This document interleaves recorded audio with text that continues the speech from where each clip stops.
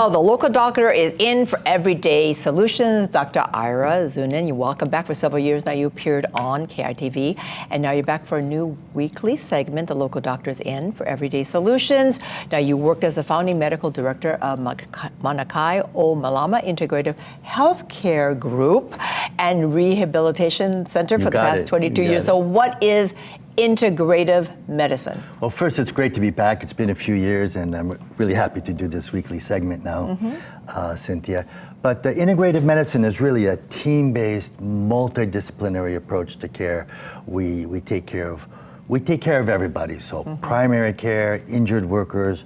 We do a lot of work with depression with our large psych department, sleep medicine, and so on. So it's kind of a medical home that we make for a whole patient approach. Okay, so what is top of mind when you're considering the biggest challenges now faced in Medicare, in healthcare today? Well, I think, we'll go through what's top of mind week by week. Right. But really the thing I wanted to start with today is these GLP-1, these medications that people are taking by mouth or just a little shot and losing a lot of weight in order to manage diabetes, improve risk for heart disease, and so on. It's exciting times. There's 40 million people now worldwide taking these medicines.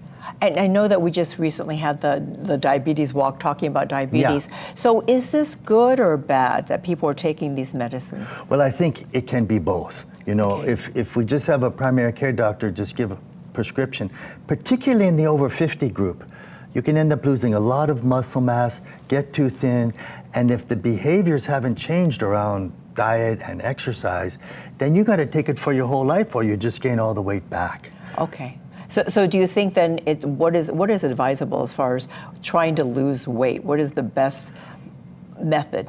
I think these medicines have really proven themselves. So we give the medicine, and then for the over 50s, we check the hormone levels, because if the testosterone is too low and so on, then you really won't keep your muscle mass. So it's the medicine, managing the hormone levels.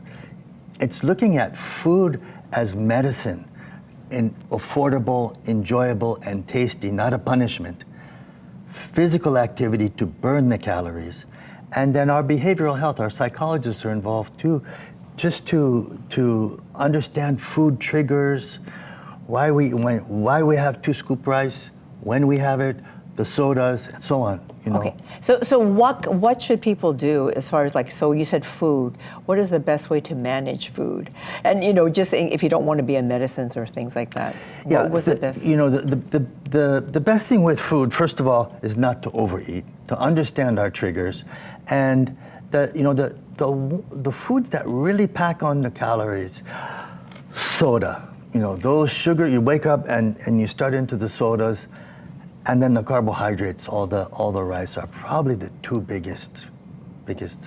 And so, what is the points that people over 50, you said, should be mindful of, especially as they grow older and kind of conscious about certain dietary things that they should be more aware of? Well, I think that if you take somebody who's 21 and runs a mile, eats a certain amount and has a certain weight, and then when they're 50, if they want to eat the same amount and stay the same weight, they have to run 50 miles.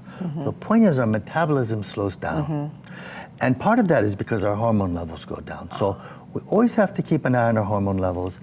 We have to watch how much we eat, what we eat, but not as a punishment.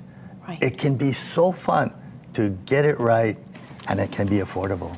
Okay, and so you said it can be affordable, so how do we make it affordable? Well, What do we do? Right after we're done here, I'm going down to the farmer's market, and I'll be shopping over there.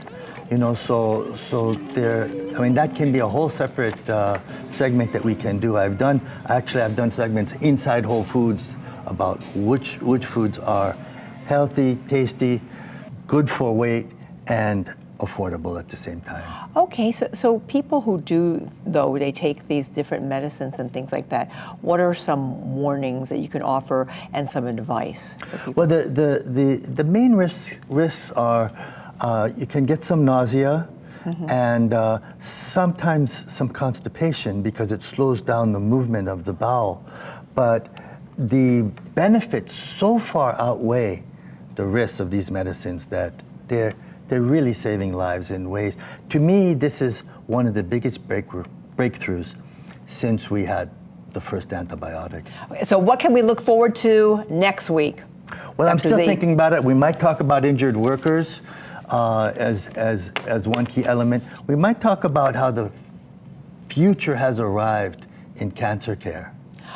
Future in cancer care. Okay, We got a good few topics to exactly. chew up for you. Well, looking forward to that, Dr. Z. And of course, we will have all of this on our website, kitv.com.